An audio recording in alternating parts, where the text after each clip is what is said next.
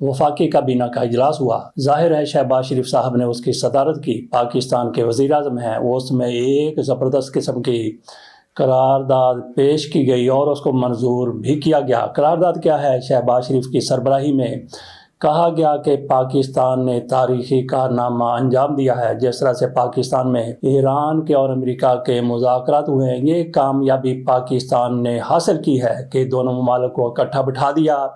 इस पर खराज तहसीन पेश किया गया जनाब वज़ीर आज़म शहबाज शरीफ साहब को। करारदाद में जो मंजूर की गई है जनाब फील्ड मार्शल आसिम मुनीर साहब को, और इसके साथ साथ तीसरे भी एक साहब हैं, वो हैं इसहाक डार साहब। वज़ीर आज़म हैं, वज़ीर आज़म तो शहबाज शरीफ हैं, डिप्टी वज़ीर आज़म है पाकिस्तान के, और इसके साथ साथ वज़ीर ख़ारजा भी हैं। इन तीनों को खराज तहसीन पेश किया गया कि कामयाबी से ये मुज़ाकरात मुनक्कद करवाए गए। इस वाले से क्या कहा गया थोड़ा सा आपके सामने रखते हैं।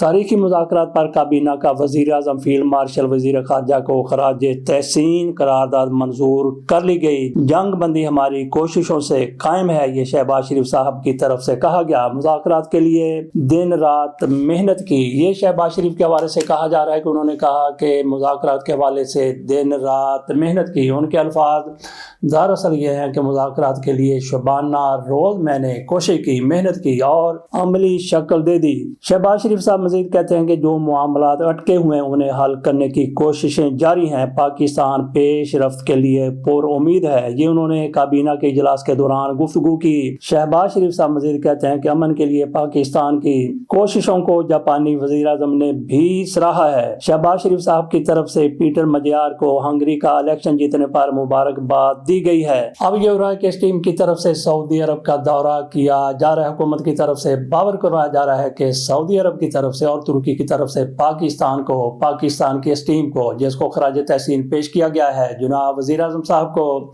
फील्ड मार्शल साहब को और जनाब इसहाक डार साहब को दौरे की दावत दी गई है। तो वज़ीर आज़म साहब, फील्ड मार्शल साहब और इसहाक डार साहब आज नहीं तो कल सऊदी अरब के दौरे पर रवाना होंगे, और उसके बाद ये तुर्की जाते हैं या नहीं जाते इसका फैसला होना अभी बाकी है। ताहम सऊदी अरब जाने का फैसला हो चुका है। उधर अंसार अब्बासी साहब की तरफ से भी एक बड़ी छोड़ी नहीं बल्कि उनकी तरफ से भी एक खबर दी गई है। उनकी तरफ से कहा गया है कि सऊदी अरब की तरफ से पाकिस्तान पर मज़ीद $2 अरब निशावर किए जा रहे हैं, बल्कि उन्होंने कहा कि $3 अरब सऊदी अरब की तरफ से पाकिस्तान पर निशावर किए जा रहे हैं।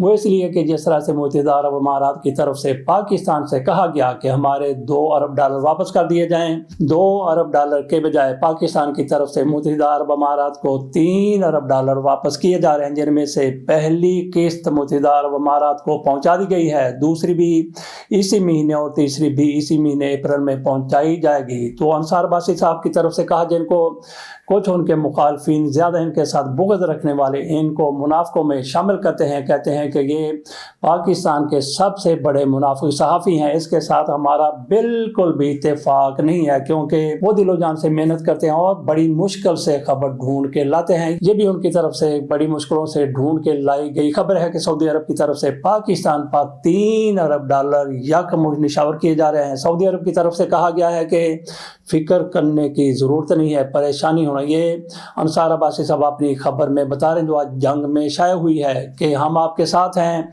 आपके पास पहले भी हमारे $5 अरब डिपॉजिट हैं, मज़ीद भी आपको $3 अरब पहुंचा दिए जाएंगे। कब पहुंचाए जाते हैं? अंसार अब्बासी साहब की तरफ से ये इंकशाफ भी किया गया है कि सऊदी वज़ीर ख़ज़ाना ने पिछले दिनों पाकिस्तान का दौरा किया था। एक तो वज़ीर ख़ारजा सऊदी अरब के पाकिस्तान आए थे, ये उनके अलावा हैं, ये वज़ीर ख़ज़ाना है, वो पाकिस्तान आए थे और पाकिस्तान के हुकाम को, वज़ीर आज़म को, वज़ीर ख़ज़ाना को या फिर दीगर जो भी हैं उनको इनकी तरफ से कहा गया कि मुझे वली अहद की तरफ से भेजा गया है। वो कहते हैं कि परेशान होने की ज़रूरत नहीं, हम आपके साथ खड़े हैं, $5 अरब आपके पास पहले मौजूद हैं, $3 अरब और भी हम आपको दे रहे हैं। और उधर चीन की तरफ से पाकिस्तान की कोई मदद होने वाली है, ये दावे किए जा रहे हैं हमारी हुकूमत की तरफ से। बहरहाल ये खबर आपके सामने रखी जो अंसार अब्बासी साहब की तरफ से बताई गई। बाकी शहबाज शरीफ साहब के फातिहाना किरदार की बात करते हैं और ये फैसल रज़ा अब्दी की तरफ से बताया गया है कि भारत के साथ जो पाकिस्तान का युद्ध हुआ था उसमें किस तरह से शहबाज शरीफ साहब का फातिहाना किरदार सामने आया, किस तरह से शहबाज शरीफ साहब ऐन उस मौके पर जब भारत की طرف سے پاکستان پر حملہ کیا گیا. یہ وزیر اعظم ہاؤس کے تالاب میں چبیاں لگا رہے تھے. فیصل رضا عابدی بتاتے ہیں کہ اگر اس وقت یہ سوئمنگ میں نہ ہوتے، سوئمنگ پول میں نہ ہوتے تو پھر کہاں پہ ہوتے اور پاکستان کا کتنا نقصان ہو جاتا. ذرا ملاحظہ کیجئے شہباز شریف صاحب کے دو کرداروں کے حوالے سے انہوں نے نقب کشائی کی ہے. جنگ کہاں شروع ہوئی؟ جب راولپنڈی پہ حملہ ہوا. ہوا پاکستان نے آپ کے طیارے گرا دیے، آپ کو غصہ آیا، آپ نے راولپنڈی پہ اٹیک کر دیا، ادھر سے پاکستان نے جواب میں اٹیک کر دیا. اچھا، یہاں پر ایک افسوسناک کردار ہے اور ایک فاتحانہ کردار ہے. یہ دونوں کردار منسلک ہے شہباز شریف سے. پاکستان کا جو پرائم منسٹر ہے یہ اس کی مرہون منت ہے، اس کی وجہ ہے. افسوسناک کردار یہ کہ جب پاکستان نے حملہ کیا تو یہ سوئمنگ پول میں سوئمنگ کر رہا تھا. نان سیریسنس، گھس بیٹھیے، یہی کردار ادا کرتے ہیں. اچھا، فاتحانہ کردار بھی شہباز شریف کا ہے، کیونکہ اگر یہ سوئمنگ پول کے اندر سوئمنگ نہیں کر رہا ہوتا تو ظاہری بات ہے آپریشن روم میں ہوتا، یہ وہاں سے مخبری کر دیتا، ہمارے حملے ہی فیل ہو جاتے. تو اس کا سوئمنگ پول میں ہونا پاکستان کی جیت کا سبب بنا، اللہ کی نصرت کے علاوہ. تو اگر یہ سوئمنگ پول میں نہیں ہوتا تو اس نے مخبری کرنی تھی. اس خاندان کا کام ہی ہے یہ. تو اللہ تعالیٰ نے پاکستان کو فتح یاب کیا، اس کو سوئمنگ پول میں رکھا. جاوید چودھری صاحب پاکستان کے مایا ناز اینکر ہیں، لیکن ان کے کچھ مخالفین جن کا دل ان کے بغض سے، اناج سے بھرا ہوا ہے، وہ ان کو جیدہ چنگڑ کہتے ہیں اور ان کو شرم مگر نہیں آتی جو ان کو جیدہ چنگڑ کہتے ہیں. جاوید چودھری صاحب ہیں لیکن ان سے پیار کرنے والے ان کو جیدہ جی کہتے ہیں. اور جیدہ جی صاحب کی طرف سے فرانس کو بتایا گیا ہے کہ جس طرح سے پاکستان میں پی ٹی آئی کو درست کیا گیا، راہ راست پر لایا گیا، جس طرح سے 9 مئی انہوں نے کیا اور اس کے بعد ان کے ساتھ جو کچھ کیا ہے، آپ کے ہاں بھی ایسے مظاہرے ہو رہے ہیں، آپ بھی اس کو ایک نمونے کے طور پر لے سکتے ہیں. ذرا ملاحظہ کیجئے کہ جیدہ جی صاحب کی طرف سے کس طرح سے فرانس کو مشورہ دیا گیا ہے پورے ثبوتوں کے ساتھ، اور ملاحظہ کیجئے کہ ہمارے پیارے جاوید چودھری صاحب کس طرح سے مشورہ فرانس کو دے رہے ہیں اور دیگر کئی ممالک کو بھی وہ یہ مشورہ دیتے ہوئے پہنچاتے ہوئے نظر آ رہے ہیں. السلام علیکم، کیا حال ہے سب لوگ؟ خیریت سے؟ آج ابھی ہم آپ کو کچھ فوٹیجز دکھائیں گے اور اس میں بہت زیادہ ہجوم ہے. اور ہجوم کیا کر رہا ہے؟ پوری توڑ پھوڑ کر رہا ہے، پولیس کے اوپر حملے کر رہا ہے، گاڑیاں توڑ رہا ہے، آگ لگائی ہوئی ہے، شہر سنسان ہے، لوگوں کی پراپرٹی کو ڈیمیج کیا جا رہا ہے. پولیس اپنی جان بچاتے ہوئے پھر رہی ہے، فوج آئی ہوئی ہے، فوج لوگوں کو گرفتار کر رہی ہے. اور اس کے بعد لوگ کہاں جا رہے ہیں جن کو گرفتار کیا جا رہا ہے کسی کو کچھ پتہ نہیں ہے. شہر کے اندر ویرانی ہے، اداسی ہے، پریشانی ہے، خوف ہے، چیزیں مہنگی ہو چکی ہیں، سپلائی رک گئی ہے، اور اس کے ساتھ ساتھ میڈیا چیخو پکار کر رہا ہے. اور یہ سب کچھ پاکستان میں نہیں ہو رہا. پہلی بات تو یہ ہے کہ یہ پاکستان میں نہیں ہو رہا، یہ دنیا کا جو بہترین ملک ہے، یہ دنیا کا جو بہترین شہر ہے اس کے اندر ہو رہا ہے. یہ فرانس کے ہیں سارے کے سارے مناظر، اور یہ پیرس کے اندر ہو رہا ہے، جس کو دنیا کا کیپٹل کہا جاتا ہے، جس کو دنیا کا خوبصورت ترین شہر کہا جاتا ہے، جس میں دنیا میں سب سے زیادہ ٹورسٹ جاتے ہیں. کہا جاتا ہے 12 کروڑ لوگ ہر سال اس شہر کی وزٹ کرتے ہیں. اس کے اندر یہ صورتحال ہے. اور یہ صورتحال ہے کیوں؟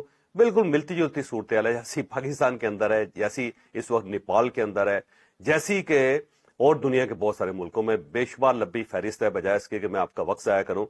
لیکن بتانے کی بات یہ ہے کہ بالکل فرانس کے اندر بھی فارم 47 ہی چل رہا ہے اس وقت. وہاں جو صدر میکرون ہے انہوں نے الیکشن کروایا، اور الیکشن میں اپوزیشن جو اس وقت ہے ان کی اکثریت آ گئی. اس کی اکثریت آ گئی تو پریزیڈنٹ نہیں چاہتا تھا کہ اس کی گورنمنٹ بنے، کیونکہ جو اس وقت اپوزیشن لیڈر ہیں جین لوک، اس کے بارے میں یہ خطرہ تھا کہ یہ پریزیڈنٹ بن جائے گا نیکسٹ، کیونکہ وہ بڑا پاپولر ہے. اور اتنا پاپولر آدمی جب وزیر اعظم بنتا ہے تو اس کے بعد پھر وہ پریزیڈنٹ بھی بن جاتا ہے.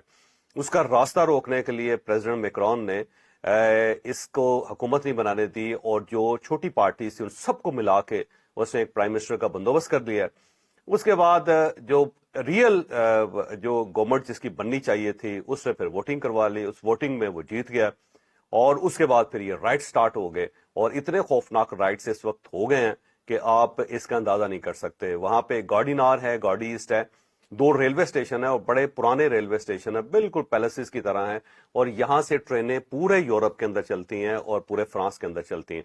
تو وہاں پہ یہ حالت ہے. اور پولیس اس وقت بہت زیادہ پریشان ہے، کیونکہ پولیس کے اوپر اٹیک وہاں پہ شروع ہو گئے، اور پولیس کی گاڑیاں جلائی جا رہی ہیں، پلوں کے نیچے آگ لگی ہوئی ہے. اگر آپ کسی جگہ دیکھیں، عام آدمی بھی اگر گاڑی نار یا گاڑی ایسٹ جاتا ہے تو اس کی گاڑی کے اوپر بھی حملہ ہو جاتا ہے.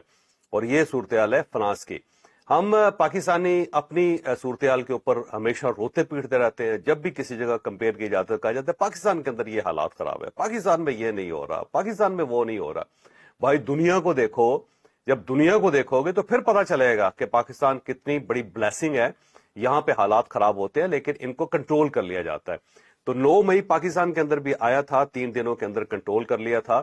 لیکن اب جو فرانس کے اندر 9 مئی آ رہا ہے وہ بہت ہی خوفناک ہے, اور وہاں پہ افواج جو ان کی فوج ہے وہ بھی کنٹرول کرنے میں ناکام ہو رہی ہے, اور الٹیمیٹلی انہیں وہی کام کرنا پڑے گا جو پاکستان نے کیا تھا, یعنی کہ جو پروٹیسٹرز ہیں ان کے ساتھ آئینی ہاتھوں سے نپٹا جائے. تو یہ ہے صورتحال, اور یہ صرف یہاں پہ نہیں ہے, ملکوں بہت سارے ملک ہیں اس وقت جہاں پہ صورتحال یہی چل رہی ہے, اور وہ پاکستان سے سیکھ رہے ہیں کہ پاکستان نے کس طرح کنٹرول کیا تھا موب کو, ہجوم کو اور لوگوں کو. یہ پاکستانی فارمولہ جو اس وقت فرانس کے اندر لگ رہا ہے, اور آنے والے دنوں میں آپ دیکھیے گا کہ بالکل لوگ مسنگ بھی ہوں گے, اسپیشل کورٹس بھی بنیں گے, اور پھر لا کے اندر تبدیلی بھی ہوگی, کیونکہ وہاں پہ گورنمنٹ بڑی سنجیدگی سے سوچ رہی ہے کہ قانون بدل کے بالکل پاکستان کی طرح حالات کو کنٹرول کیا جائے, اور بالخصوص سوشل میڈیا کے اوپر پابندی لگے یا سوشل میڈیا کے اوپر کریک ڈاؤن کیا جائے, کیونکہ یہ ساری کی ساری صورتحال جو ہے یہ سوشل میڈیا کی وجہ سے خراب ہو رہی ہے. تو صرف پاکستان نہیں ہے, دنیا میں اور بھی بڑے ملک ہیں, اور ان کے اندر بھی وہی سیاپے ہیں جو ہمارے سیاپے. تھوڑی دیر کے لیے آپ کو آسٹریلیا لے چلتے ہیں, اور بغیر ویزے کے بغیر ٹکٹ کے آسٹریلیا آپ کو لیے جا رہے ہیں. وہاں پہ ایک خاتون کو آرمی چیف بنایا گیا ہے. آسٹریلیا نے اپنی آرمی کی 125 سالہ تاریخ میں پہلی بار ایک خاتون کو آرمی چیف مقرر کیا ہے. آسٹریلی حکومت نے دفاعی قیادت میں رد و بدل کرتے ہوئے لیفٹیننٹ جنرل سوزان کوئل کو آرمی چیف مقرر کیا ہے. جنرل سوزان کوئل رواں برس جولائی میں لیفٹیننٹ جنرل سائمن اسٹیورٹ کی جگہ اپنی ذمہ داریاں سنبھالیں گی. لیفٹیننٹ جنرل سوزان کوئل کا فوجی کیریئر 40 سال پر محیط ہے, جس دوران انہوں نے افغانستان آپریشن اور مشرق وسطیٰ میں تعیناتی سمیت بہت سے اعلیٰ عہدوں پر خدمات انجام دی ہیں. تو کیا پاکستان میں بھی ایسا کچھ ہو سکتا ہے کہ خاتون کو آرمی چیف بنا دیا جائے؟ بہرحال لیفٹیننٹ جنرل کے عہدے تک تو پاکستان میں خواتین پہنچی ہیں, لیکن آج تک پاکستان میں آرمی چیف خاتون کو نہیں بنایا گیا. تو آئندہ جا کے ہو سکتا ہے کہ پاکستان میں بھی ایسا کچھ ہو جائے. پاکستان میں بہرحال خاتون کو وزیر اعظم ضرور بنائے گا, اور مریم نواز شریف صاحبہ شاید دوسری ہوں گی. بے نظیر بھٹو کے بعد جن کو وزیر اعظم بنایا جائے گا, کب بنایا جائے گا؟ شہباز شریف کی یہ مدت ختم ہونے کے بعد یا پھر اسی مدت کے دوران؟ ناظرین, یہ بہت بڑا آپ کے سامنے ایک نقطہ رکھا ہے کہ شہباز شریف صاحب کی اسی مدت کے دوران مریم نواز شریف صاحبہ پاکستان کی وزیر اعظم بن سکتی ہیں. اجازت دیجیے.